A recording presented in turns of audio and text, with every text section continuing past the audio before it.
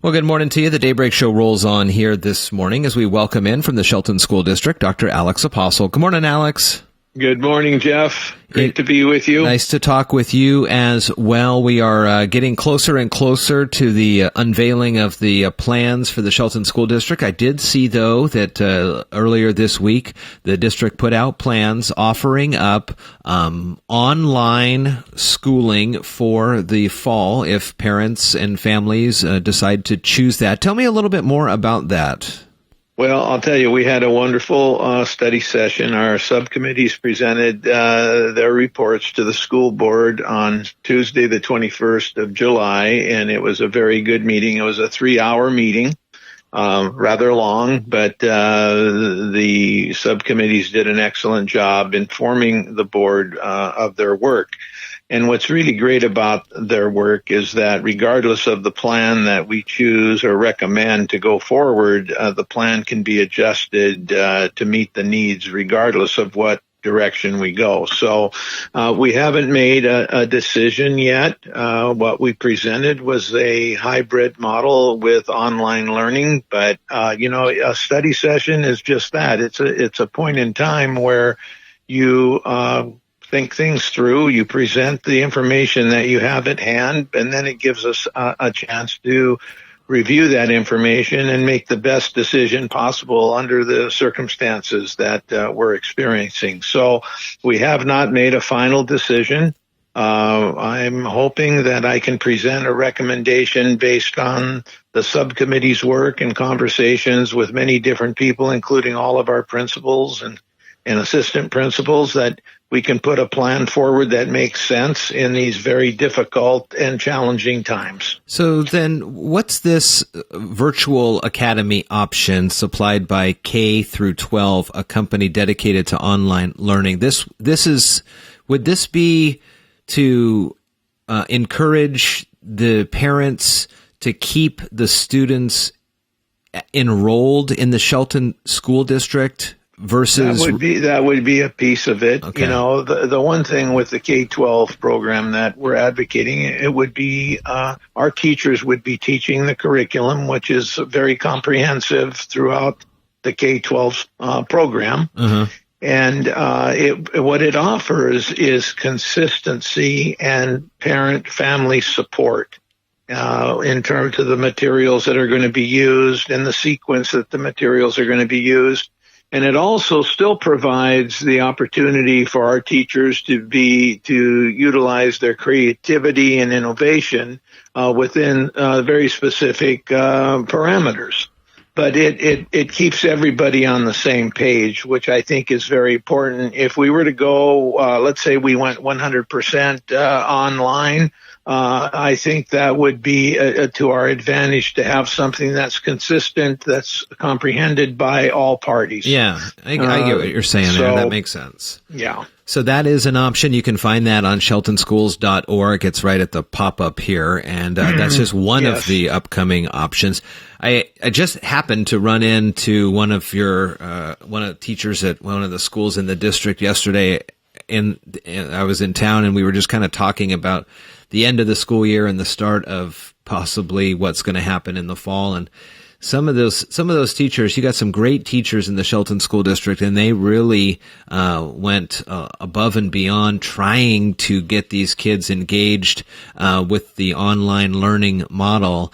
It's going to be tough, as we've talked in the past, just about the struggles in a rural community like Shelton for parents to be able to have the time for the kids, for even the broadband access in many cases and things like that. So, you got some great teachers in there that were working really hard. And I know others that are really hoping to get back in the classroom, but it's just a safety thing. And it's stuff is just changing so fast. Right. And, we have truly great teachers, great educators, great classified staff that have done more than maybe most people really understand. I mean, our classified and certified staff have done a wonderful job under these pretenses. These are times that we've never experienced before, and I just applaud our staff for doing such a great job. Now, if we were to go online 100%, and that is an option, that we would come together, and that's why this K-12 program would be so important, because it would offer consistency for parents, students, and staff in terms of the delivery of instruction. You know, no system is perfect. And I know how much stress, if we were to go that direction where we would go 100% online for a certain period of time, I know that it would be very stressful for our staff in some cases, for our kids, and for our families. But I will just maintain this, that the health and safety of everyone concerned is of paramount importance. And we just won't take a step back on that. You know, we don't know all there is to know, excuse me, about the virus. Right. You know, we were told at one time that during the summer it would subside. Well, we know differently now. Yeah. So there's a lot that we don't know about the virus, and I'm not willing as a superintendent to jeopardize the health and safety of our people, our students, our families, our staff. And that needs to stay paramount in anything that we might do to initiate the school year. I believe that in time things will get better, but right now it's pretty risky. Yeah, because we don't have all the answers, and we don't have all the answers as it pertains to not only the virus, but in terms of our budget, in terms of how we're going to implement screening, nutrition, transportation, safety protocols. We don't have all the answers in relation to those issues. One of the things that's so important is the screening of our students. Sure. And if we were to go to a hybrid model that we've investigated, I want you to picture, and I want the community to picture 700 or half of our kids, let's say, coming to school, and in terms of the what we've discussed in terms of a possible hybrid plan, 750 high school kids coming on Monday and Tuesday, because we've got about 1,500 high school kids at Shelton High School. 750 students getting off a bus in all types of weather, right, that need to be screened every single day. You know, what time would they have to come to school? When would school start? How would we feed them? I mean, there's so many complexities that we've got to be realistic in terms of the reality that we're dealing with. I saw just a kind of a picture and a news report of what would be needed to keep everybody in a school safe, and just the boxes and boxes and boxes of the PPE for everybody. I mean, it is a massive amount of product that would be needed on a daily, weekly basis. Right. And you mentioned the budget. I saw in the journal last week, you know, you guys are facing a pretty steep deficit in the budget because of, you know, everything that's been going on, and where the help is going to come is a big question, and it's up in the air. Yeah, we still don't know for sure what our budget's going to be. They tell us that we're going to be okay, and I trust in that, but we have not received any figures in terms of that situation. The other thing that we were counting on is the CARES grant, the CARES Act, mm-hmm. and I'm hearing that may be in limbo. And that's the money that we would need to really initiate a safe and secure environment in terms of a hybrid model. We're not sure where that money is right now. So there's so many unanswered questions, along with where we stand in terms of the virus. And when you talk about sending kids to school in any numbers, that is worrisome. I think it's a worry that we all have. And quite frankly, there's nothing more important. I've been saying this for the last 6 months. The lives of our students and our staff are my number one priority as a superintendent, and that's where I stand on this issue, is the safety and the health of our people. Have you noticed a change? And I know that pre-pandemic, you were out in the community a lot, meeting with a lot of folks, and it's kind of changed because of what's been going on. But as you have talked to parents and groups, let's just go from the middle of March to now the end of July, have you sensed a change in the mindset about bringing the kids back? I mean, we heard early on, like you said, wear masks. Maybe you don't wear masks. How does it work? We don't understand the virus.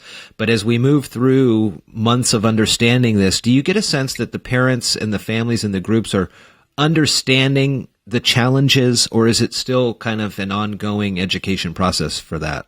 I really feel that our families understand that this is a very complex situation.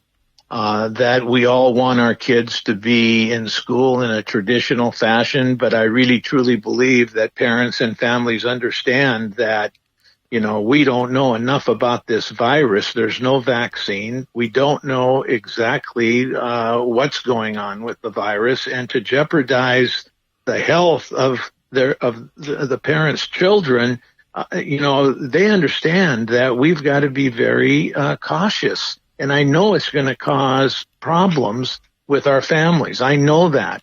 And I feel bad about it if we were to go in a direction where kids had to be at home to learn. Yeah. But the only thing I can say is if we were to go that direction, we are going to put everything on the line to do the very best. It will be much, much better, I will say, than what we did in the spring.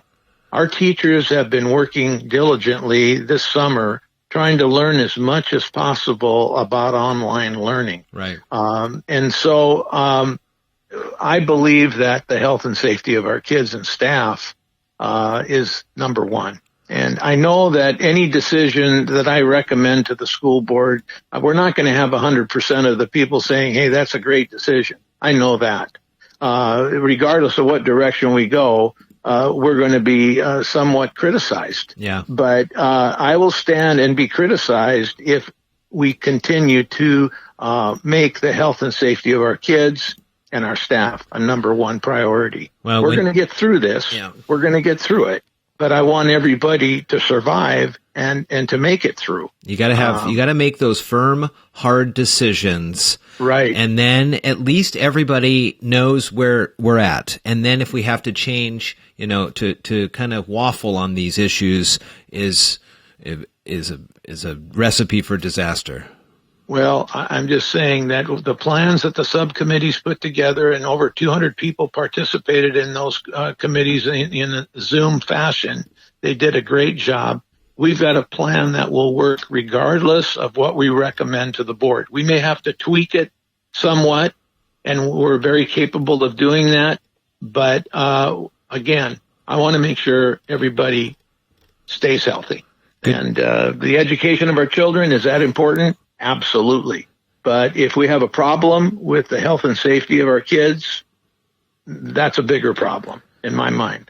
Good conversation this morning, Dr. Alex Apostle, with decisions looming. Here we'll get those answered by the end of the month, I think. Is that what you're again? Oh, yes. We'll be making a recommendation to the school board, hopefully on Tuesday, the 28th of July. And is that the same day that you have the open forum? Is that on the 30th? That's on the 30th, the very next day. Okay. We'll get that link to make sure people are aware of that. Dr. Alex Apostle from the Shelton School District, always nice talking with you, and we'll check in next week.